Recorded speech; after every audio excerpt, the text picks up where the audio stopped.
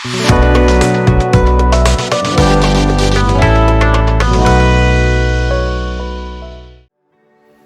kabar teman-teman semuanya? Semoga teman-teman dalam keadaan sehat selalu. Senang sekali bertemu dengan teman-teman semuanya di YouTube channel Mobilku Rumahku. Beberapa teman ada yang mempertanyakan tentang performa tanjakan New Mitsubishi Xpander tahun 2022. Nah, sekarang akan kita coba lihat apakah Mitsubishi Xpander tahun 2022 yang tipe Matic ini mampu naik menanjak ke jalanan menuju ke Gunung Bromo. Seperti yang teman-teman ketahui bersama bahwa jalan menuju ke Gunung Bromo ini penuh dengan tikungan-tikungan tajam dan tanjakan-tanjakan yang cukup terjal, sehingga tidak semua mobil dapat melewati jalan ini dengan lancar. Tetapi kalau kita melihat spesifikasinya, mobil ini telah dilengkapi dengan mesin berkapasitas 1500 cc. Kemudian ada fitur safety namanya Hill Start Assist atau HLA. Ini berfungsi untuk mencegah mobil kembali mundur pada saat berhenti di tanjakan, sehingga ini akan menahan mobil supaya tidak kembali mundur ketika mobil tidak kuat menanjak. Jadi ini cukup membantu saya kira nanti apabila terjadi sesuatu di tanjakan. Nah, akan kita coba lihat bagaimana mobil New Xpander tahun 2022 ini menggunakan sistem penggerak roda depan, sehingga ketika menanjak dia akan menarik mobil ini dengan putaran roda depan.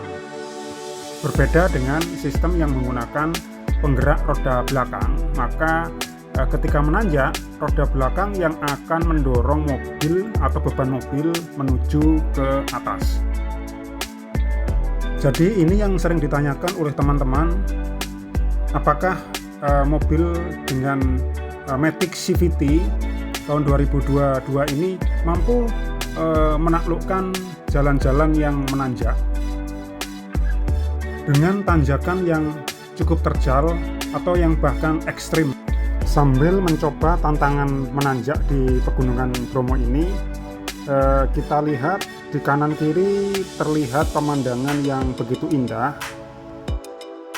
Tetapi teman-teman kalau sedang menempuh jalan di sepanjang rute ke Gunung Bromo ini, supaya teman-teman tetap konsentrasi dengan pandangan di depan, jangan melihat pemandangan kanan kiri yang menggoda karena indahnya. Sebab pada waktu kita melewati tikungan, kadang tikungan yang tajam itu pemandangannya di depan tidak bebas, sehingga tiba-tiba bisa saja muncul kendaraan yang berpapasan dengan kita. Jadi kalau kita tidak siap, itu bisa berpotensi terjadi benturan atau serempetan, bahkan tabrakan, teman-teman. Pada umumnya mobil-mobil yang digunakan untuk menanjak ke Gunung Bromo ini yang lebih aman menggunakan mobil dengan sistem penggerak 4. Jadi 4 roda semuanya, yaitu 2 roda di depan dan 2 roda di belakang. Semuanya dipergunakan untuk menjadi roda penggerak atau yang lebih umum disebut dengan 4-wheel drive. Sedangkan mobil New Xpander Matic tahun 2022 ini hanya menggunakan penggerak depan saja.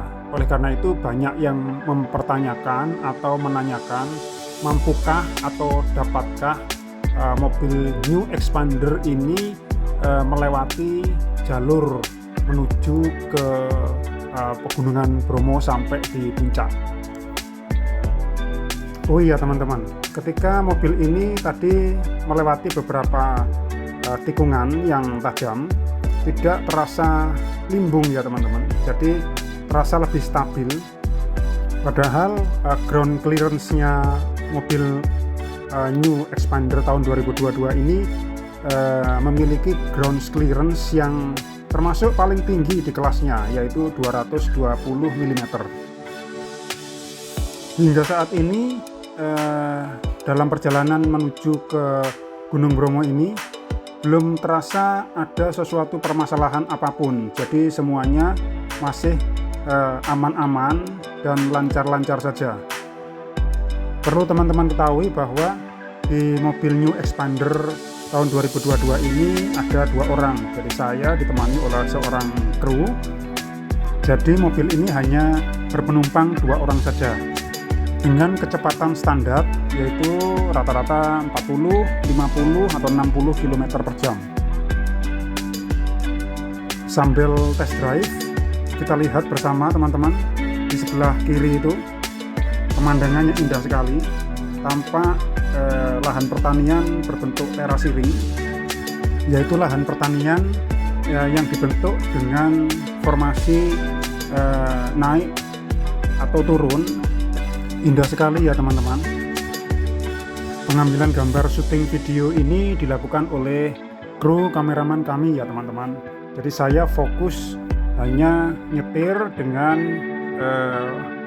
pemandangan yang di depan, sehingga saya tetap alert atau waspada dengan semua kemungkinan yang terjadi di depan.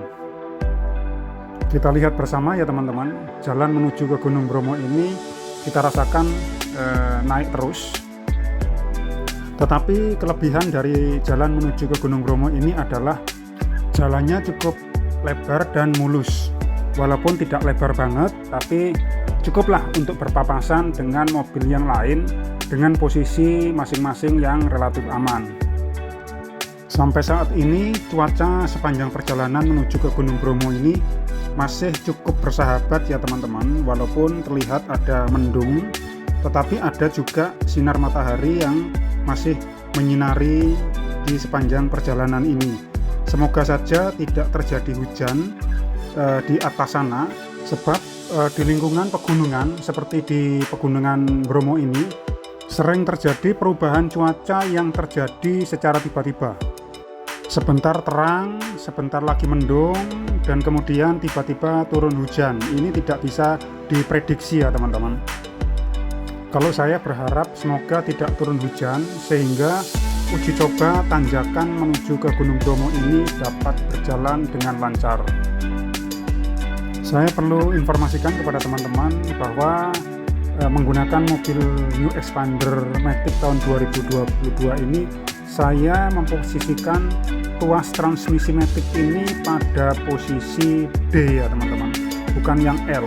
Jadi kalau D itu posisi berjalan normal, sedangkan apabila posisi tuas itu berada di L, itu kita sama dengan berjalan dengan posisi gigi 1 ya teman-teman.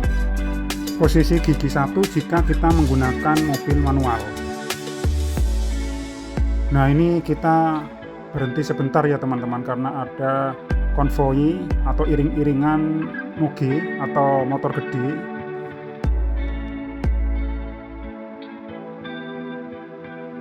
Sekarang kita jalan lagi. Satu hal yang jarang disadari ya teman-teman, bahwa pada saat kita menggunakan mobil naik daerah tanjakan, penggunaan mobil Matic itu mungkin lebih nyaman ya, jadi efisien dan hemat tenaga daripada kita menggunakan mobil manual. Karena pada saat kita menggunakan mobil manual di jalan yang penuh dengan tanjakan, maka kita akan banyak melakukan perpindahan gigi, misalnya dari gigi 2 ke gigi 1, yang dengan sendirinya kita akan menggunakan persenelang ya teman-teman.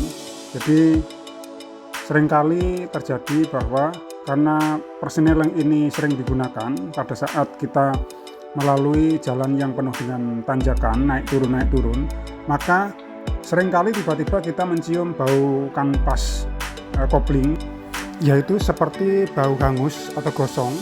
Itu menandakan telah terjadi gesekan antara kopling dengan flywheel atau clutch cover. Bau tersebut muncul akibat terjadi kerusakan atau keausan pada material kopling sehingga mengeluarkan bau yang menyengat. Nah, bau itu muncul akibat material kopling yang mengalami panas atau temperatur yang berlebihan ya teman-teman. Itu semua disebabkan oleh penggunaan kopling yang diinjak setengah-setengah pada mobil yang menggunakan sistem transmisi manual. Ini tentu kadang-kadang terasa tidak nyaman masuk ke kabin mobil sehingga kita perlu mengecek. Nah, ini terjadi ketika kita menggunakan mobil manual ya teman-teman. Nah, pada mobil matic seperti yang kita gunakan untuk test drive kali ini, walaupun kita melalui jalanan yang naik turun, maka kekhawatiran akan kerusakan kopling seperti yang kita bicarakan tadi tidak akan terjadi ya teman-teman, karena mobil ini, mobil matic itu tidak dilengkapi dengan kopling manual, sehingga pergerakan mesin yang disalurkan menjadi tenaga dalam bentuk perputaran roda itu terjadi secara otomatis. Kemudian bagaimana dengan braking sistemnya atau sistem pengeremannya? Pada sistem mobil matic, ketika kita melalui jalan yang menanjak, jadi kita akan menggunakan rem apabila benar-benar diperlukan. Pengereman mungkin akan diperlukan lebih banyak pada jalan yang menurun, baik mobil matic maupun mobil manual, itu ketika kita melalui jalan yang menurun. Nah, ini kita pelan-pelan ya teman-teman, ada pos penjagaan.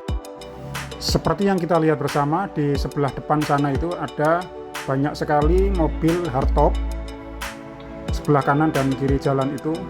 Jadi mobil-mobil kecil yang tidak kuat menanjak itu dapat menggunakan jasa angkutan mobil hardtop itu teman-teman. Selain itu, mobil hardtop itu juga menawarkan angkutan menuju ke lautan pasir Gunung Bromo. Nah, kita kembali lagi ke masalah pengereman tadi. Untuk pengereman yang benar-benar ekstrim, turunnya tajam, itu baru kita akan menggunakan gigi L atau low gear ya teman-teman. Jadi transmisi atau gigi L pada mobil matic itu sama dengan gigi 1 pada mobil manual ya teman-teman. Seperti yang kita lihat tadi, sepanjang perjalanan banyak sekali tikungan tajam, kemudian jalan naik, kemudian turun, kemudian tikungan lagi. Itu akan menguras tenaga kita lebih banyak pada mobil dengan transmisi manual. Sedangkan pada mobil dengan transmisi otomatis atau matic itu kita hanya memainkan rem dan gas saja pada kaki kita, sehingga bagi pengemudi itu lebih menghemat tenaga. Nah teman-teman semuanya, tidak terasa kita sudah hampir sampai di puncak Gunung Bromo. Nah ini sebentar lagi kita akan sampai di pintu gerbang menuju ke lautan pasir. Jadi tidak semua mobil diizinkan untuk memasuki kawasan lautan pasir ya teman-teman. Nah ini sekarang kita sudah sampai di selamat datang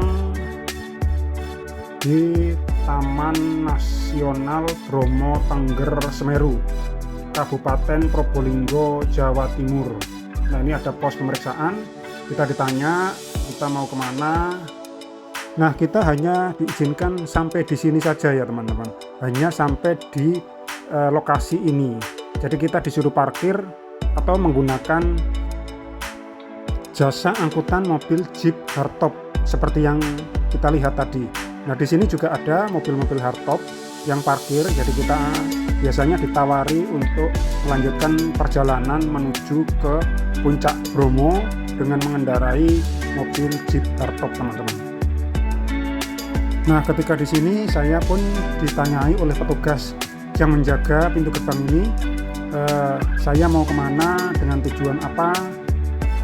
Nah karena saya tidak punya tujuan untuk berwisata ke Gunung Bromo ini, tetapi hanya untuk test drive atau mencoba mobil New Xpander ini, maka saya segera putar balik dan parkir sebentar, kemudian melanjutkan perjalanan menuruni jalan-jalan di pegunungan Bromo ini teman-teman. Nah ini mobil kemudian saya parkir Nah, sampai dengan batas ini dapat kita simpulkan ya teman-teman bahwa test drive dengan New Xpander Matic menaiki tanjakan sepanjang perjalanan menuju ke puncak Gunung Bromo berjalan dengan lancar, mulus, dan tanpa kendala. Demikian teman-teman semuanya, apabila video ini bermanfaat dan teman-teman suka dengan video ini, silakan di share, like, dan subscribe supaya saya bisa lebih bersemangat lagi untuk membuat konten-konten video yang lebih menarik di channel otomotif ini. Demikian teman-teman, sampai ketemu lagi di video-video saya berikutnya.